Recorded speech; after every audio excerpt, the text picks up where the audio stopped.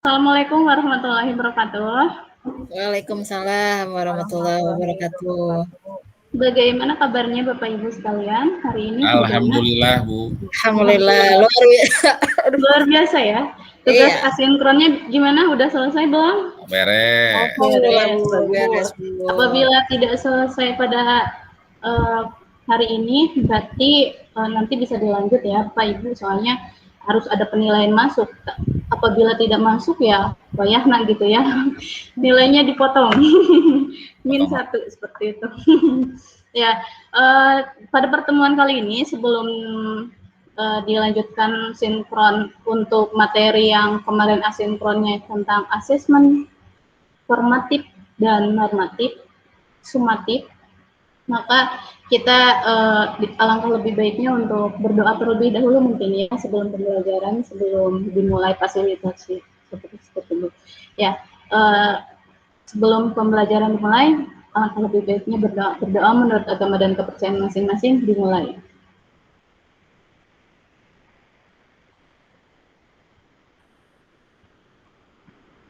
Berdoa selesai.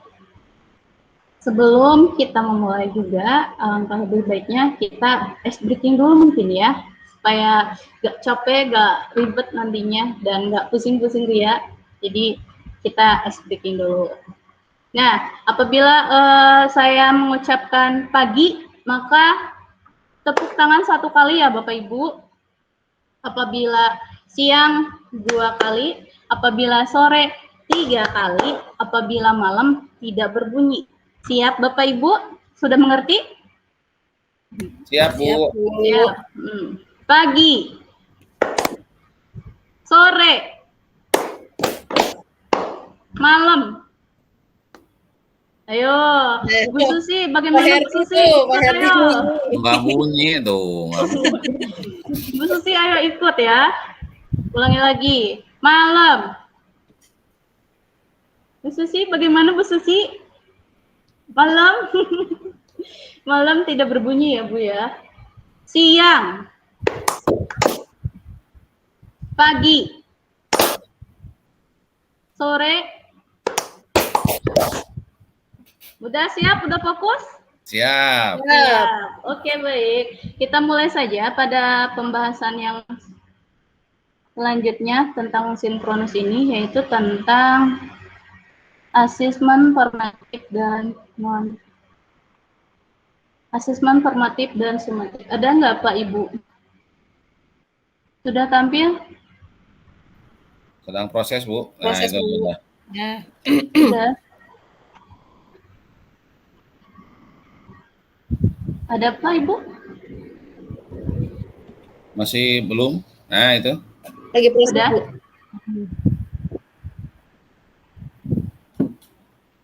Sip, ada Bu.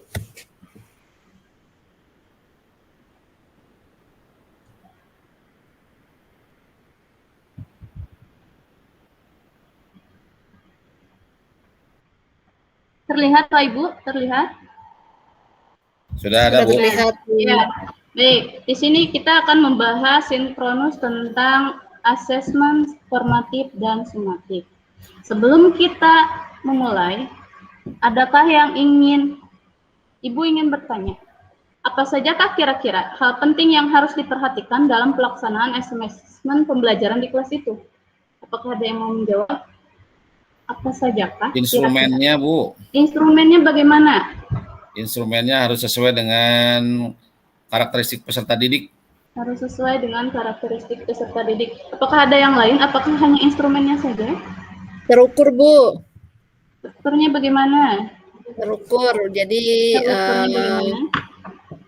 bisa melihat hasil belajar siswa dari instrumen yang sudah dibuat. Ya. Yang sesuai dengan tujuan pembelajaran. Ada lagi Bu Susi bagaimana?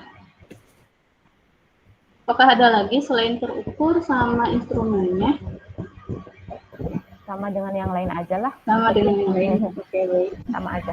Sama aja. Untuk pertanyaan yang kedua, apa perbedaan asesmen formatif dan sumatif? Menurut Bapak Ibu, kan udah pengaplikasian dalam pembelajaran sehari-hari. Nah, apa sih perbedaannya itu? Kalau Semangat Pak asesmen Herdi. formatif itu dilakukan bisa berulang-ulang, bahkan bisa dilakukan setiap dalam pembelajaran, bisa setiap pertemuan bisa. Kalau asesmen sumatif itu biasanya dilakukan di akhir pembelajaran. Kalau mungkin seperti ulangan akhir semester atau sekarang PTS ya atau PAT gitu. Ya. Tengah semester juga kan akhir pembelajaran juga sebenarnya untuk tema tertentu gitu. Ya. Mungkin seperti itu, Bu. Ya, terima kasih Pak Herdiana. Untuk yang lainnya, apakah ada yang ingin menjawab baru menjawab? Sama aja. Bu Marina, sama. Oke, baik. Tambahan dikit, Bu. Asesmen formatif itu bisa bentuknya tidak tertulis juga, Bu. Misalnya kayak presentasi, drama, role play ya, terus apa lagi tuh? Diskusi. Nah, di situ bisa dilihat sebagai salah satu bentuk dari asesmen formatif gitu, Bu. Ya, jawabannya kita ini ya, kita cek dulu apakah benar seperti itu atau tidak. Nah, di sini ada jenis assessment. Assessment itu bukan sekadar untuk mengetahui pencapaian hasil belajar peserta didik. Assessment dapat meningkatkan kemampuan peserta didik di dalam proses pembelajaran. Selama ini, seringkali assessment cenderung dilakukan hanya untuk mengukur hasil belajar peserta didik saja, sehingga assessment diposisikan seolah-olah sebagai kegiatan yang terpisah dari proses pembelajaran. Yang selanjutnya, nah, di sini ada penilaian itu seharusnya dilaksanakan melakukan 3 pendekatan ya, Pak Bu. Yang pertama adalah assessment of learning, yaitu penilaian akhir pembelajaran. Yang selanjutnya adalah assessment of learning. Of learning udah ya, penilaian akhir pembelajaran. Yang selanjutnya assessment per learning. Yang selanjutnya dan assessment as learning. Seperti itu ya, sebagai penilaian pembelajaran. Nah, ini adalah ininya, keterkaitan antara ketiga hal penilaian tersebut. Kita lanjut aja ya, Bapak Ibu. Nah, konsep asesmen formatif dan sumatif ini ada perbedaan ya, tadi seperti yang tadi dibicarakan bahwa asesmen formatif itu adalah metode evaluasi yang dilakukan untuk evaluasi proses, pemahaman murid, kebutuhan pembelajaran, dan kemajuan akademik selama pembelajaran. Nah, asesmen formatif ini memantau pembelajaran murid dan memberikan umpan balik yang berkala dan berkelanjutan. Jadi di sini kalau asesmen formatif itu adalah umpan balik yang berkala dan berkelanjutan. Jadi berkelanjutan ya dari satu fase ke fase yang lainnya seperti itu. Bagi murid, asesmen formatif berfungsi membantu murid mengidentifikasi kekuatan dan aspek yang perlu dikembangkan. Bagi guru dan sekolah, asesmen formatif berfungsi memberikan informasi mengenai tantangan apa saja sih yang dihadapi murid dalam proses pembelajaran proyek, sehingga dukungannya yang memadai dapat diberikan. Asesmen formatif ini dapat diberikan oleh guru, teman, ataupun dirinya sendiri, seperti itu. Sedangkan kalau asesmen sumatif itu adalah metode evaluasi yang dilakukan di akhir pembelajaran, seperti yang tadi udah Ibu Bapak bahas ya, seperti itu. Jadi asesmen sumatif ini seringkali memiliki taruhan, memiliki taruhan tinggi karena berpengaruh terhadap nilai akhir murid sehingga seringkali diprioritaskan murid daripada asesmen formatif. Umpan balik dari asesmen hasil sumatif ini dapat digunakan untuk mengukur perkembangan murid untuk memandu guru dan sekolah merancang aktivitas mereka untuk proyek berikutnya. Yang selanjutnya, ini ada perbedaan ya antara asesmen formatif dan sumatif. Di mana di sini itu manfaatnya itu satu untuk guru. Untuk guru itu asesmen formatif yaitu mengawasi pembelajaran murid. Jadi di sini ada pengawasan pembelajaran murid seperti itu agar terpantau gitu ya. Yang kedua adalah memastikan perkembangan murid. Jadi di sini harus ada kepastian perkembangan murid itu tercapai nggak sih, tujuan pembelajarannya tercapai nggak sih. Jadi di sini untuk menilai seperti itu. Yang selanjutnya adalah mengecek pemahaman murid. Nah, untuk murid sendiri, untuk asesmen formatif itu yang pertama adalah mengevaluasi pembelajaran sendiri. Yang kedua adalah membangun pengetahuan. Yang ketiga mengidentifikasi kekuatan dan kelemahan. Yang selanjutnya adalah meningkatkan kemampuan. Jadi di sini dapat terpacu ya seperti itu, dapat dinilai hal-hal yang ingin kita capai itu seperti apa. Sedangkan asesmen sumatif ini adalah untuk guru. Pertama untuk guru itu adalah mengukur apakah murid sudah memenuhi capaian pembelajaran dan sejauh mana sudah mencapai akhir unit pembelajaran. Yang kedua adalah meningkatkan pengajaran dan pembelajaran selanjutnya. Adapun manfaat untuk murid, asesmen sumatif ini yang pertama adalah memahami performa di akhir unit pembelajaran.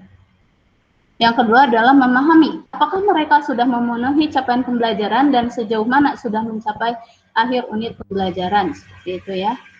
Dan selanjutnya, nah di sini tadi kan perbedaannya ya. Di sini adalah adanya assessment ini, kedua assessment ini merupakan cara untuk menilai pembelajaran dari murid tersebut. Yang kedua adalah merupakan kesempatan untuk menerima dan memberikan umpan balik seperti itu. Ketiga adalah merupakan cara untuk mengevaluasi keefektifan pengajaran dan pembelajaran. Nah, asesmen formatif adalah bagian dari langkah-langkah pembelajaran dilakukan melalui selama kegiatan belajar mengajar. Seperti yang tadi dijelaskan ya, bahwa asesmen formatif itu adalah dilakukan selama kegiatan belajar mengajar yang berlangsung, yang merupakan bagian dari praktek keseharian pendidik dan peserta didik di dalam proses belajar mengajar di kelas. Penilaian formatif ini dilakukan pendidik tidak hanya menilai untuk pembelajaran, tetapi juga penilaian sebagai pembelajaran. Jadi di sini tidak hanya untuk menilai ini aja ya, tapi juga pembelajaran, tapi juga untuk penilaian sebagai pembelajaran. Selanjutnya, penilaian sebagai pembelajaran yaitu proses penilaian yang dilakukan pendidik yang memungkinkan peserta didik melihat capaian dan kemajuan belajarnya untuk menentukan target belajar, misalnya dalam bentuk penilaian diri, penilaian antar teman juga, seperti itu ya. Nah, fungsi asesmen formatif dan sumatif ini, selama ini assessment of learning dari dominan dilakukan oleh pendidik dibandingkan assessment for learning dan assessment as learning. Penilaian pencapaian hasil belajar seharusnya lebih mengutamakan assessment as learning dan assessment for learning dibandingkan dengan assessment for of learning, seperti itu ya. Jadi di sini jumlah assessment formatif sebaiknya lebih banyak dan jumlah assessment daripada assessment sumatif. Tapi pada dasarnya banyak hal di luaran sana malah sebaliknya ya, seperti itu. Nah, tujuan asesmen formatif adalah untuk perbaikan dan pengembangan diri, di mana asesmen formatif ini dapat membantu mereka mendapatkan nilai yang lebih baik dalam asesmen sumatif di akhir, juga untuk mengoptimalkan kegiatan pembelajaran. Bangun keterkaitan antara asesmen sumatif dan formatif dengan cara merancang asesmen formatif yang berkontribusi pada tugas sumatif dapat menurunkan beban kerja murid dan memperjelas juga relevansi tugas secara formatif. Nah, mengapa sih keseimbangan asesmen formatif dan sumatif itu penting? Pertama adalah mengubah paradigma belajar yang menitikberatkan pada nilai menjadi belajar yang menitikberatkan pada proses gitu. Jadi di sini tidak hanya menilai pada nilai akhir seperti itu, tapi juga menitikberatkan pada proses pembelajarannya seperti apa, hasilnya seperti apa, seperti itu ya. Yang kedua adalah jika ketergantungan pada asesmen sumatif masih terjadi dengan umpan balik yang sedikit, maka dapat menghambat proses murid untuk mengalami pengetahuan, seperti itu ya. Nah, tadi seperti yang sudah dijelaskan Bu Akmarina di awal, bahwa bentuk asesmen formatif itu tidak hanya berbentuk tulisan, tapi juga ada yang tidak tertulisnya. Ini adalah contoh dari bentuk asesmen formatif dan sumatif ya Bapak Ibu. Yang pertama adalah contoh bentuk asesmen tidak tertulis, di mana ada diskusi kelas, drama, produk, presentasi, tes lisan juga. Nah, di sini juga ada yang tertulisnya. Tertulisnya seperti apa? Yaitu yang pertama refleksi, jurnal, esai, poster, dan juga ada teks tertulis seperti itu. Nah, di sini juga ada umpan balik. Mengapa sih umpan balik itu penting? Seperti itu ya, pasti dipertanyakan juga sama Bapak Ibu, bahwa umpan balik itu adalah merupakan kumpulan informasi mengenai bagaimana seseorang melakukan suatu kegiatan. Nah, umpan balik ini biasanya berisi hal baik yang sudah dilakukan, hal yang butuh perbaikan, dan hal yang bisa dikembangkan untuk aktivitas selanjutnya. Seperti itu ya. Nah, di sini juga ada umpan balik bagi guru. Jadi di sini tidak hanya umpan balik hanya kepada murid saja, tetapi juga kepada guru juga ada umpan baliknya. Yang pertama adalah memberikan informasi perkembangan murid untuk memodifikasi pengajaran dan pengembangan di masa pembelajaran di masa depan. Jadi ini adalah tolak ukur nanti kita mau bentuk asesmen yang mana yang akan kita pakai untuk diterapkan pada pembelajaran di masa yang akan datang, supaya penilaian-penilaian atau tujuan pembelajaran dari materi tersebut dapat tersampaikan seperti itu ya.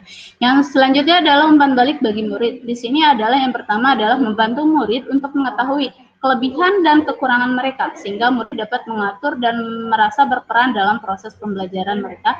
Yang kedua adalah memberikan umpan balik kepada sesama teman, juga memberikan kesempatan bagi murid untuk belajar dari satu sama lainnya. Nah, mungkin dicukupkan kesekian untuk sinkronus dari saya, materi dari saya. Apakah ada yang ingin bertanya? Apakah ada yang ingin ditanyakan? Bapak Ibu, silahkan. Apakah sudah jelas? Apakah ada yang ditanyakan? Sudah jelas, Bu. Alhamdulillah Ibu sudah sangat jelas. Ya, baik. Apabila sudah jelas, berarti Ibu mau tes nih. Waduh, dites Bu. Ya dong. Apa perbedaan dari, udah sih tadi ya, tapi pemahamannya setelah materi pembelajaran materi ini. Apa perbedaan dari asesmen formatif dan asesmen sumatif? Enggak? Bu Akmarina. Oh iya Bu. Ya. Asesmen formatif itu bisa dilakukan ketika juga pembelajaran gitu kan, untuk melihat perkembangan proses belajar siswa, dan bentuknya tidak hanya tertulis, bisa juga tidak tertulis. Tadi seperti yang dicontohkan ada presentasi, tes lisan, drama gitu. Nah kalau yang asesmen sumatif itu biasanya di akhir pembelajaran gitu kan. Bentuknya apa namanya, dan biasanya untuk melihat bagaimana ketercapaian siswa dalam pembelajaran tersebut, begitu Bu yang saya pahami. Ya. Selanjutnya mungkin untuk pemantapan ya, refleksi. Saya inginkan Pak Herdi coba merefleksikan apa yang telah saya diskusikan dengan teman-teman. Baik Bu, terima kasih atas kesempatannya. Jadi dari paparan yang Ibu tadi sampaikan, kita memiliki pemahaman yang baru tentang asesmen. Jadi diantaranya yang pertama, asesmen itu harus dilakukan sesuai dengan peruntukannya. Jadi artinya apa nih yang kita inginkan? Kita ingin tahu nih bagaimana karakteristik anak di awal pembelajaran, maka kita juga harus melakukan asesmen di awal yang mungkin sesuai dengan namanya asesmen diagnostik. Nah, kita ingin memperbaiki nih pembelajaran kita nih, apa nih yang kurang, maka kita menempatkan asesmen formatif di setiap proses pembelajaran, baik itu secara tertulis maupun secara non tertulis. Nah, kemudian untuk mengukur satu, bisa dikatakanlah mungkin nanti untuk ketuntasan secara klasikal gitu ya, dalam satu semester ini tuntasnya berapa orang nih, maka kita dibutuhkan penilaian sumatif. Jadi artinya asesmen ini akan sangat berguna sekali bagi kita kalau memang digunakan sesuai dengan peruntukannya. Itu mungkin Bu, terima kasih. Ya, terima kasih kepada Pak Herdi atas refleksinya dari pembelajaran materi sinkronus sekarang.